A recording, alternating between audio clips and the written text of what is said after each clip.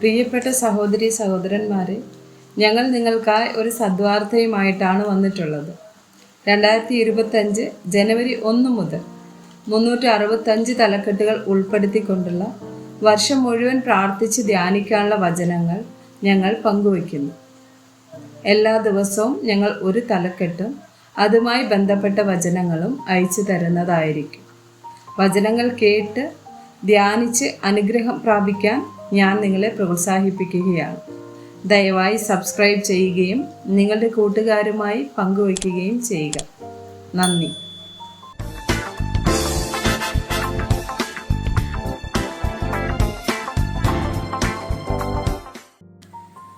ദിവസം 115 സുവിശേഷ പ്രഘോഷണം. റോമർ 10:13 മുതൽ 17 വരെയുള്ള വചനങ്ങൾ. കർത്താവിൻ്റെ നാമത്തെ വിളിച്ചപേക്ഷിക്കുന്ന ഏവനും രക്ഷിക്കപ്പെടും എന്നുണ്ടല്ലോ. എന്നാൽ അവർ വിശ്വസിക്കാത്തവനെ എങ്ങനെ വിളിച്ചപേക്ഷിക്കും? അവർ കേട്ടിട്ടില്ലാത്തവനിൽ എങ്ങനെ വിശ്വസിക്കും? പ്രസംഗിക്കുന്നവൻ ഇല്ലാതെ എങ്ങനെ കേൾക്കും? ആരും അയക്കാതെ എങ്ങനെ പ്രസംഗിക്കും? നന്മ സുവിശേഷിക്കുന്നവരുടെ കാൽ എത്ര മനോഹരം എന്ന് എഴുതിയിരിക്കുന്നുവല്ലോ. എങ്കിലും എല്ലാവരും സുവിശേഷം അനുസരിച്ചിട്ടില്ല. കർത്താവെ, ഞങ്ങൾ കേൾപ്പിച്ചത് ആര് വിശ്വസിച്ചു എന്ന് യെശയ്യാവ് പറയുന്നുവല്ലോ. ആകയാൽ വിശ്വാസം കേൾവിയാലും കേൾവി ക്രിസ്തുവിൻ്റെ വചനത്താലും വരുന്നു. 1 പത്രോസ് 3:15-16 വചനങ്ങൾ. നിങ്ങളിലുള്ള പ്രത്യാശയെക്കുറിച്ച് ന്യായം ചോദിക്കുന്ന ഏവനോടും സൗമ്യതയും ഭയഭക്തിയും പൂണ്ട് പ്രതിവാദം പറയുവാൻ എപ്പോഴും ഒരുങ്ങിയിരിപ്പിൻ. ക്രിസ്തുവിൽ നിങ്ങൾക്കുള്ള നല്ല നടപ്പിനെ ദുഷിക്കുന്നവർ നിങ്ങളെ പഴിച്ച് പറയുന്നതിൽ ലജ്ജിക്കേണ്ടതിന് നല്ല മനസാക്ഷിയുള്ളവരായിരിപ്പിൻ. 2 കൊരിന്ത്യർ 5:20. ആകയാൽ ഞങ്ങൾ ക്രിസ്തുവിനു വേണ്ടി സ്ഥാനപതികളായി ദൈവത്തോട് നിരന്നുകൊള്ളുവിൻ എന്ന് ക്രിസ്തുവിന് പകരം അപേക്ഷിക്കുന്നു.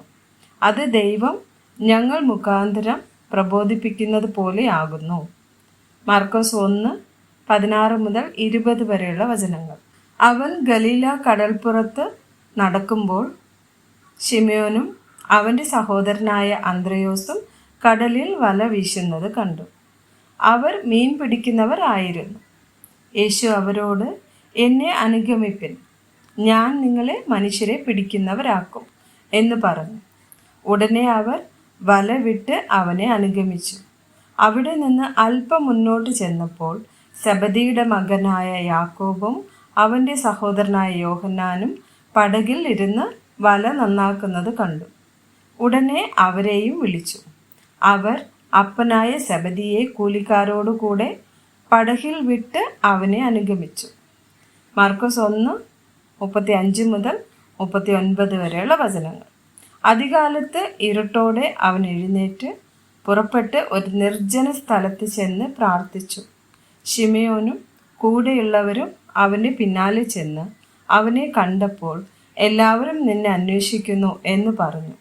അവൻ അവരോട്, ഞാൻ അടുത്ത ഊരുകളിലും പ്രസംഗിക്കേണ്ടതിന് നാം അവിടേക്ക് പോകാം. ഇതിനായിട്ടല്ലോ ഞാൻ പുറപ്പെട്ട് വന്നിരിക്കുന്നത് എന്ന് പറഞ്ഞു. അങ്ങനെ അവൻ ഗലീലയിലൊക്കെയും അവരുടെ പള്ളികളിൽ ചെന്ന് പ്രസംഗിക്കുകയും ഭൂതങ്ങളെ പുറത്താക്കുകയും ചെയ്തു. മത്തായി 28:18 മുതൽ 20 വരെയുള്ള വചനങ്ങൾ. യേശു അടുത്ത് ചെന്ന്, സ്വർഗത്തിലും ഭൂമിയിലും സകല അധികാരവും എനിക്ക് നൽകപ്പെട്ടിരിക്കുന്നു. ആകയാൽ നിങ്ങൾ പുറപ്പെട്ട് പിതാവിൻ്റെയും പുത്രൻ്റെയും പരിശുദ്ധാത്മാവിൻ്റെയും നാമത്തിൽ സ്നാനം കഴിപ്പിച്ചും ഞാൻ നിങ്ങളോട് കൽപ്പിച്ചതൊക്കെയും പ്രമാണിപ്പാൻ തക്കവണ്ണം ഉപദേശിച്ചും കൊണ്ട് സകല ജാതികളെയും ശിഷ്യരാക്കിക്കൊള്ളുവിൻ. ഞാനോ ലോക അവസാനത്തോളം എല്ലാ നാളും നിങ്ങളോട് കൂടെ ഉണ്ട് എന്ന് അരുളി ചെയ്തു. റോമർ 1:16-17 വചനങ്ങൾ. സുവിശേഷത്തെക്കുറിച്ച് എനിക്ക് ലജ്ജയില്ല. വിശ്വസിക്കുന്ന ഏവനും, ആദ്യം യഹൂദനും പിന്നെ യവനനും, അത് രക്ഷയ്ക്കായി ദൈവശക്തിയാകുന്നുവല്ലോ. അതിൽ ദൈവത്തിൻ്റെ നീതി വിശ്വാസം ഹേതുവായും വിശ്വാസത്തിനായും കൊണ്ടും വെളിപ്പെടുന്നു.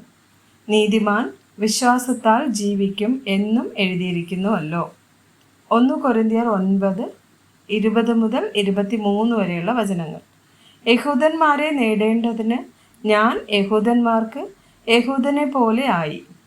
ന്യായപ്രമാണത്തിന് കീഴുള്ളവരെ നേടേണ്ടതിന് ഞാൻ ന്യായപ്രമാണത്തിൽ കീഴുള്ളവൻ അല്ല എങ്കിലും ന്യായപ്രമാണത്തിന് കീഴുള്ളവർക്ക് ന്യായപ്രമാണത്തിന് കീഴുള്ളവനെ പോലെ ആയി. ദൈവത്തിന് ന്യായപ്രമാണമില്ലാത്തവൻ ആകാതെ ക്രിസ്തുവിനെ ന്യായപ്രമാണമുള്ളവനായിരിക്കെ ന്യായപ്രമാണമില്ലാത്തവരെ നേടേണ്ടതിന് ഞാൻ ന്യായപ്രമാണമില്ലാത്തവർക്ക് ന്യായപ്രമാണമില്ലാത്തവനെ പോലെ ആയി. ബലഹീനന്മാരെ നേടേണ്ടതിന് ഞാൻ ബലഹീനർക്ക് ബലഹീനനായി. ഏത് വിധത്തിലും ചിലരെ രക്ഷിക്കേണ്ടതിന് ഞാൻ എല്ലാവർക്കും എല്ലാമായി തീർന്നു. സുവിശേഷത്തിൽ ഒരു പങ്കാളിയാകേണ്ടതിന് ഞാൻ സകലവും സുവിശേഷം നിമിത്തം ചെയ്യുന്നു.